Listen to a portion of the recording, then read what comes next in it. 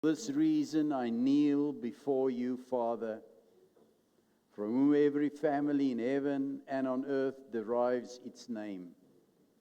I pray that out of your glorious riches you may strengthen these with power through your Spirit in their inner being, so that Christ may dwell in their hearts through faith. And I pray that they may be rooted and established in love, may have power, together with all the Lord's holy people, to grasp how wide, how long, and how high and how deep is the love of Christ, and to know this love that surpasses knowledge, that they may be filled to the measure of all the fullness of God. Now to him who is able to do immeasurable more than all we ask or imagine, according to his power that is at work within us, to him be glory in the church and in Christ Jesus through all generations, forever and ever. And we say, Amen. Thank you. You may be seated. It's good to have you in the presence of the Lord. And you are welcome, and also those who are on the air, you're welcome in the presence of God. I really trust that God would move in a supernatural way in what He is doing. We've been on a journey since February. God has been taking us through a journey, and I trust that you are with us on that journey, and that you are walking step by step into the presence of God and allowing the Holy Spirit to saturate you and penetrate you. Everything that God is doing in the day that we are living is systematically moving us in a specific direction and preparing each one of us to walk the walk that He has called us to. We are favored by the Holy Spirit. We are part of this special manifestation of God's move in the last days. And it is important for us to stay sensitive to what God is doing in each one's life, wherever He's working, in the space and the time and the season that God is working with you. And so this morning I'm just carrying on from where we left off from Jericho, and on the way to Ai, when the people did what they should not have done. And I spoke about the fact that after the victory, you can have victories more than once, and you can overcome many things. But the problem is what's in your heart that has not been removed 7 times around Jericho when you walked around Jericho. What is that small portion of thing that's still in your heart where you are doubting God, where you are probably taking things into your own hands and walking your own path and not listening to what God is saying, or not subjecting yourself to the purposes of God? And when the Holy Spirit speaks to you, do not adjust to that. That's the danger that we find ourselves in on the journey whenever God takes us forward. And it's necessary for you and I to check our hearts, because your attitude, the attitude of your heart that nobody knows except you and God, makes the difference where you're going to end. And this is the reason why the Holy Spirit is taking us through. And on the way to Ai, there are certain things that are happening. And I want you to understand this morning that there's always restoration in the momentum. Whenever God moves, no matter what happens, there is restoration. And in Joshua chapter 8, verse 1, we see the manifestation of God's hand, where the Lord says, "Then the Lord said to Joshua," this is now after those 4 generations were removed before the face of God because they touched things that were holy unto God. the desires of their heart. They took it into their own hands. 4 generations. And it's necessary for us to go and find out what did they take. And we haven't got time now to go into that message. What did they take? What was the desire of their hearts? And why God destroyed 4 generations. And that's why it's so important for you and I to check our hearts whenever we move in the presence of God. And now after that, of course, fear was on the nation. Fear was on Israel. Fear was on all the other families, no matter what. And of course, it is true that each one of them searched their hearts to see. And now they were afraid because they had to go to Ai to take Ai, but they just had this terrible experience. And now God comes, the loving Father that we have, always comes back to us and He says, and He comforts Joshua and He says the same words He said previously, do not be afraid. I love that. Do not be afraid. Do not be discouraged. Because you can get discouraged so easily when you try to move and you thought you were moving with God on His Word, and then something happens to you, something strange that disturbs your peace. And now you don't know and you're not sure, should I go or should I not go? Should I do this or should I not do this? But God in His faithfulness always comes back and He says, take the whole army with you. Take the whole army with you and go up and attack Ai. So the thought could immediately come, but we just did it. And on the way, they ran away. You destroyed some of the men. So that fear is in us. We were there. Now this happened. Say now we go back again. We use the same instruction and act on that. We go back and now things don't work out. What now? But then He says, for I have delivered into your hands the king of Ai, his people, his city, and his land. There's a core revelation that you and I need to understand concerning our spiritual lives, and that is that failure is not final when alignment is restored. Failure in every facet of my life is not final when alignment is restored. In other words, the Holy Spirit is always busy aligning me no matter what happens in my life, because it proves that God's purpose is greater than my failure. God's purpose is greater than my failure when I return to alignment, because transformation is a journey, and that journey takes shame and brings it back to restoration. It takes defeat in my life and it brings it back through wisdom, and it takes delay and it renews my authority before God so that I can once again stand up and move. Now we were there where the walls fell in Jericho. We were there where God demonstrated His power in our lives. You might have been there and you might have experienced more than one breakthrough in your life where you experienced the hand of God upon your life. We were there. But strange that every time immediately after the victory, came the painful lesson. And it's these lessons that we have to note and listen to in our own personal lives and be able to apply it in our daily walk as we move forward. Israel was not defeated at Ai. Israel was not defeated at Ai, not because God abandoned them, not because the promise had changed, not because the enemy was stronger than they were. They lost because alignment had been broken. And when that happens in your spiritual life and your focus is disturbed by the things in your life, that's when the danger comes. In Joshua 7 reveals it. He reveals the problem in Joshua 7. But in Joshua 8 reveals the solution to the problem.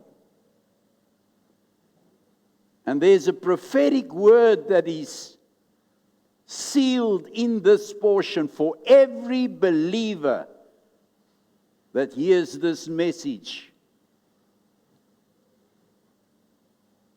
And that is, your failure does not have the final word. Your failure, your weakness, does not have the final word over your life. God's purpose for you still stands. God se plan vir jou lewe staan al het jy gefaal, want hoeveel maal het ek en jy al gefaal en ons het gedink dis die einde, maar daar's altyd hoop waar God is.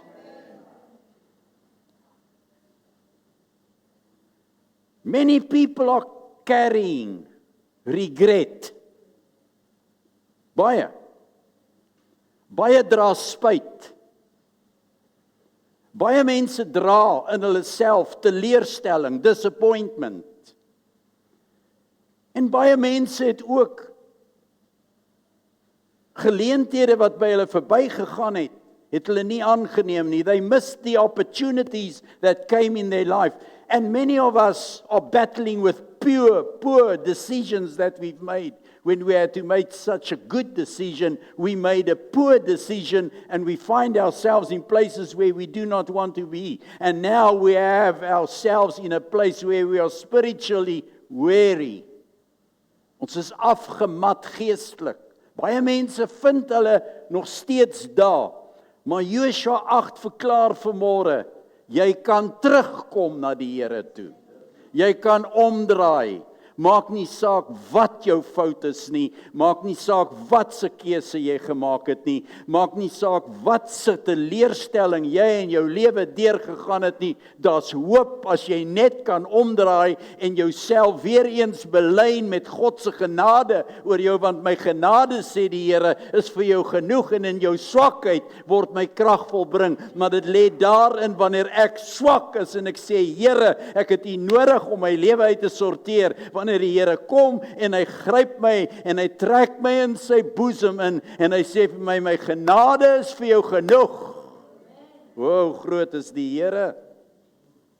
God's purpose still stands. You can return. You can recover. You can move forward again. You don't need to stay where you are.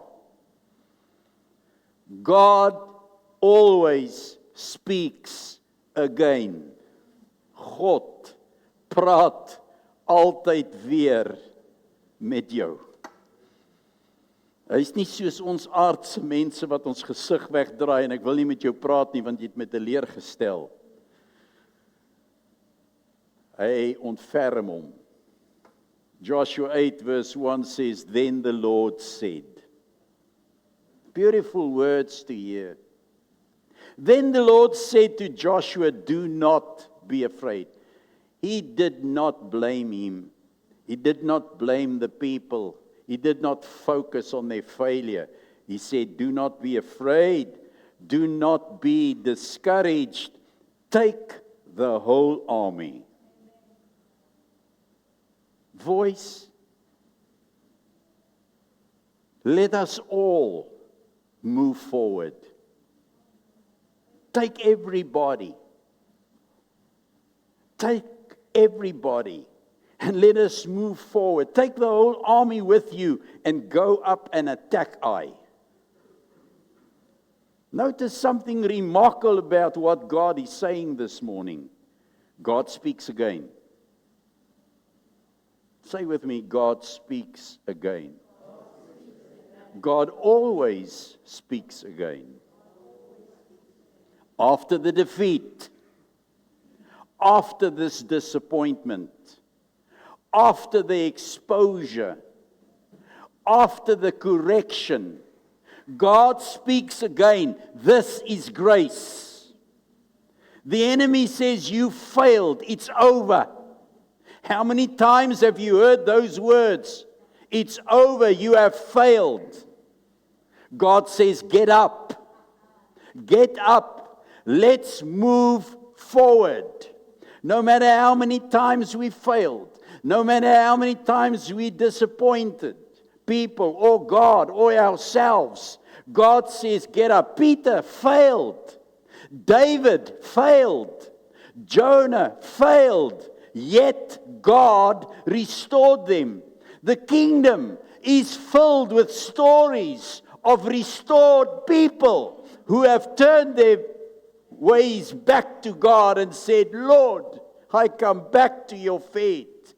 Listen, some people, and you might be one of them, believe their greatest failure has disqualified them in this life and disqualified them before God. But the Lord says, I have not withdrawn my calling. I have not cancelled my purpose. Return to me and move forward. Dis nie tyd om weg te draai nie. Maak nie saak wat jou skande is nie. Maak nie saak wat jou swakheid is nie. Maak nie saak wat jy gedoen het nie. Kom net terug na die Here toe en ek waarborg jou sy genade is vir my en vir jou genoeg. Defeat, teleurstelling, kom altyd as 'n leermeester terug. From every defeat, I'm taught. If only I can see it. Joshua 8 verse 2 says that he brings us back. And here's the breakdown that I'm giving you on Joshua 8 verse 2 of this verse. The directive in this verse is, you shall do to Ai and its king as you did to Jericho and his king. That's the encouraging. That's the directive. When God comes back, He directs you. He tells you exactly what you... The thing that we have to learn is from the lesson, what do we have to note? How should we move with God? And what should I do now in my life from here forward? You shall do to Ai and its king as you did to Jericho and its king. The exception is this. Only, and I love this, because this is the difference between Jericho and Ai. The exception is, only its spoil and its cattle you shall take as a booty for yourself. Now remember, at Jericho, God said, you shall touch nothing. Everything in this victory at Jericho belongs to me. What happened? The desire of Achan's heart made that they took the spoil that God said, you shall not touch it. So it's logic that when they get to Ai, they're already fearful that God does not want to supply or give them anything of the spoil. That's our normal reaction. If God teaches us, we feel He does not want to bless us. But now God says, now that I've dealt with this and I find that your hearts are pure, I will show you that I keep nothing for myself. The thing that you fear of taking, the thing that you lost and in which the lesson came, I'm giving you permission to take it. Give the Lord a hand. This differs from Jericho. Only its spoil any cattle you shall take as booty for yourselves. Where everything at Jericho was devoted to the Lord and was to be destroyed, at Ai, the Lord says, I will not take everything for myself, I will share it with you. Amazing how God works. So whenever we fail, or whenever we get disappointed in our lives, we get or tend to feel that God does not want us to share in the blessings. But then He says, if your heart is pure and you align yourself with my word, I will share what belongs to me with you. to show you that I can encourage you and uplift you. So the strategy in this verse is lay an ambush for the city behind it. Now, if you go and read that story, you will see that God tells them exactly what they have to do. How the front portion of the army has to move, and when they are chased, because I knew they killed some of the Israelites, so they thought we will destroy them again. So when they came out of the city, running after them. All the men left the city, but they never realized that God said at the back of the city, there's another army. And at the other side, there was another army, part of the army. So God divided the strategy, gave them the strategy. God will give you the strategy how to overcome the thing that you are battling with. But you need to return to God and ask Him, how should we deal with this in our family? How should I deal with this in my marriage? How should I deal with this in my finances? How should I deal with this thing in my life that I'm battling with? Because everybody has certain battles that they have to overcome. Is it your eye? Were you just at Jericho? Have you disappointed? Have you done things that you should not have done? Then return and God will give you the strategy forward. But you're not going to overcome on your own word. Realize that. So God gives Joshua a completely different strategy. Why? Because Joshua is no longer the same leader he was. Whenever you are taught by the Holy Spirit and get rid of things in your life, God changes the circumstances. He changes your heart. He changes your mind. And you're not the same where you were. You have changed. Joshua has changed. The defeat taught him something. Pain became wisdom. Humility became strength. Dependence became much deeper. Many people want God to erase every difficult experience, but often God redeems it. Romans 8, chapter 28 says it so beautiful. In all things God works for the good of those who love Him. Do you believe God loves you? Then everything work for the good, no matter the pain. If you can just, in your pain, realize that I need to come to Him, you will find that all things work out. Not all things are good. Not all things in your life are good. Not all experiences are good, but God works through all things. Failure can become one of the greatest teachers when surrendered to God. The wound in you, the hurt, the pain becomes wisdom. The setback becomes insight. The delay in your life becomes preparation. And the scar in your life becomes your testimony. Shame must be left behind. One of the greatest enemies after failure is shame, skande. Die skande wat ek veroorsaak het, die skande oor my lewe. Dis jou grootste vyand vanmôre is die skande. Failure says, I made a mistake. Shame says, I am the mistake. Ek is die fout. Ek het 'n fout gemaak, maar ek is die fout. Dis wat hy sê, dis wat skande sê.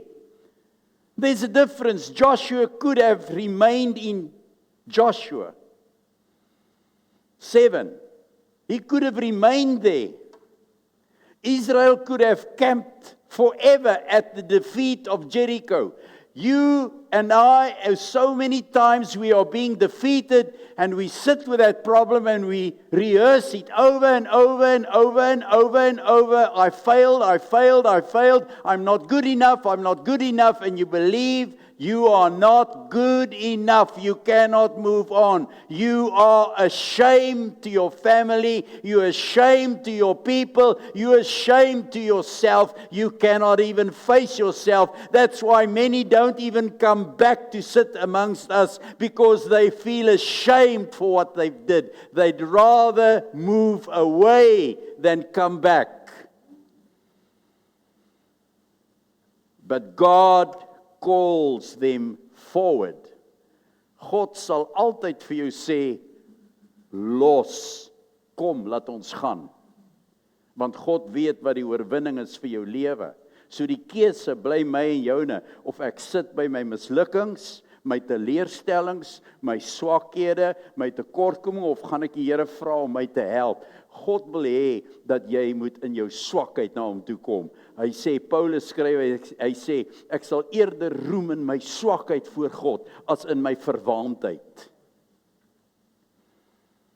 I would rather come to God in my weakness. Some people are so afraid to say they have no strength, they have no power, but that's pride. That's pride.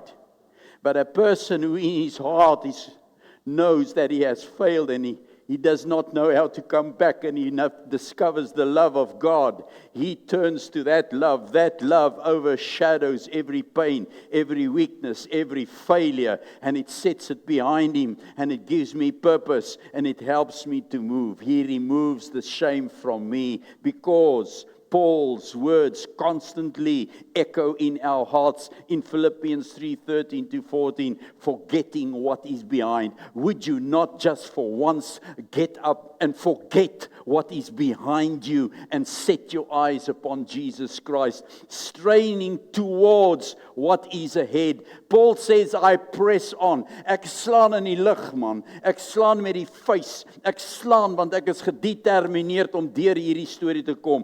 Gaan jy dit maak, of gaan jy sit waar jy sit in jou teleurstelling? Daar's momentum in restaurasie. As God jou herstel, moet jy momentum kry. Jy moet vorentoe gaan. Vergeet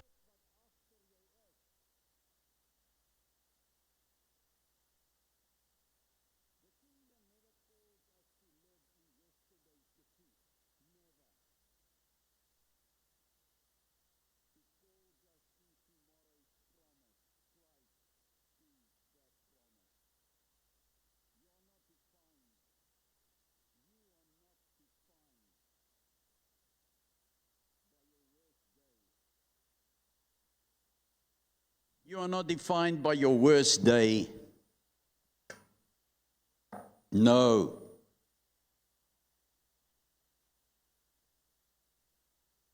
You are not defined by your greatest mistake. Neither are you and I defined by our biggest disappointment. We are defined by God's covenant and God's calling. What is the calling? It's not to stand and preach. The first calling that you and I ever received was to accept Him and be delivered from our sin and our failure. Het jy al op daai stem geantwoord wat sê, kom na my toe, almal wat vermoeid en belas is, en ek sal vir jou rus gee. Dis jou eerste roeping, nie om al die ander goed in jou gawes, en al die goeie goed wat jy doen, en al die mooi dinge wat jy uitdink kan uitleef nie. Jou eerste roeping is, hiertoe is jylle geroep. Waartoe? Tot hierdie evangelie van verlossing, van bevryding, van oorwinning. En daaraan is ek gekoppel. Dis my roeping.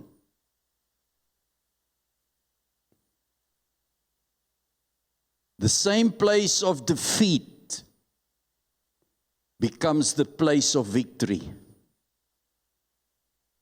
This is one of the most beautiful truths in Joshua 8. When God sends them back to Ai, the very place where they felt humiliated. How many times have you been humiliated, broken down, and God says, now I go back there. Daar waar jy in die skande gekom het. Daar waar jy verneder is. Daar waar jy vertrap is. Ek stuur jou nou terug soontoe. Want is van daai plek af wat jy die les geleer het, wat ek jou nou vat na hoogtes toe waar jy nog nooit was nie. Want ek het 'n plan vir jou lewe, maar kom en luister na my woord. Ek stuur jou en ek is by jou. Moenie bang wees nie. Ek is by jou. The very place where they felt that humiliation, the very place where they experienced the loss of their life. Here, ek wil nie verder gaan nie. Ek is onseker, ek is bang, ek weet nie of ek dit gaan maak nie. God says, go back. Go back to the place of your pain. Go back to the place of your disgrace. Go back to that, and many of us have locked that out. In ons lewe het ons dit uitgesê. Ek wil nie daaroor praat nie. Ek wil nie oor daai ding praat nie. Ek wil nie dit hanteer nie. As long as you don't treat it, you cannot move forward. You have to get rid of the pain and the disgrace and the humiliation. You have to go back to that spot where you have been humiliated and get up. God has already destroyed all those things. Why? Because redemption is completed through Christ. When I go back, it's in redemption that he says, I have forgiven you all your sins, all your weaknesses, all your failures. Come to me, almal wat vermoeid en belas is. He restores territory. God restores territory. Some people avoid places of previous pain, but God often leads us back, not to relive the wound, not to analyze the pain, but to demonstrate His faithfulness through the pain. To overcome once again. God takes us to the place that once represented defeat, to become a testimony of victory. Jacob returned to Bethel. Joseph stood before his brothers. Peter stood before people who boldly preached after denying Jesus. God specializes in restoring stories and writing them as victory. God specializes in broken lives to fix it. God uplifts those and He brings renewed momentum into your life. In Joshua 8 verse 18, He says, then the Lord said to Joshua, hold out towards Ai the javelin. Lig op die spies, terwyl jy lyk of jy weghardloop. Lig die spies op en toe die ander sien die spies, they knew that the victory was gained and they attacked the city and they burned it. Hold the javelin in your hand, for into your hand I will deliver the city. Notice, God gives authority again. God entrusts responsibility again. God restores momentum once again. This is the heart of this message this morning. what? God is not merely restoring people, He is restoring in purpose. There is a difference between surviving and advancing. Joshua 8 is already about advancing again. Hear this prophetic application and declaration over you. Perhaps your eye looks like a broken relationship, a ministry disappointment, a financial setback, a dream that's delayed, a spiritual battle that you are fighting, and an opportunity lost in your life. Maybe that's what it looks like. But the Lord says, do not be afraid. Do not be discouraged. Rise again. Move forward again. I am restoring momentum in your life. I ask you this morning, what has caused you to stop in your life? Wat in jou lewe het jou gestuit om nie verder te wil aangaan of leef nie? Wat in jou lewe het jou gestuit in jou verhoudings, in jou persoonlike lewe met die Here, in jou finansies, in jou alles van jou lewe, in jou gesondheid? Wat het gekom wat jou gesê, wat is daar waaraan jy weer herinner word uit jou verlede wat jou stuit? Wat 'n teleurstelling. Wat 'n teleurstelling in jou en my lewe het ons vertroue in die Here geskend. What has stolen your confidence? What failure has convinced you that your best days are behind you? Jou lewe is verby, daar's geen hoop vir jou meer nie. Gooi die handdoek in en kry klaar, dis verby. Dis nie verby by God nie. Lees dan Jesaja 43 vers 18 tot 19. He says, forget the former things. Would you just forget what happened before this day? And do not dwell on the past. Moenie op die verlede ry nie, want hy gaan vir jou ry tot in oom Daantjie se kalerok. See, says the Lord, I am doing a new thing in your life. I want you to declare this morning with me, I will not be defined by yesterday. I release shame. I receive wisdom from every battle. I receive renewed authority. I receive renewed momentum. The God who restored Joshua is restoring me. The God who redeemed is redeeming my story.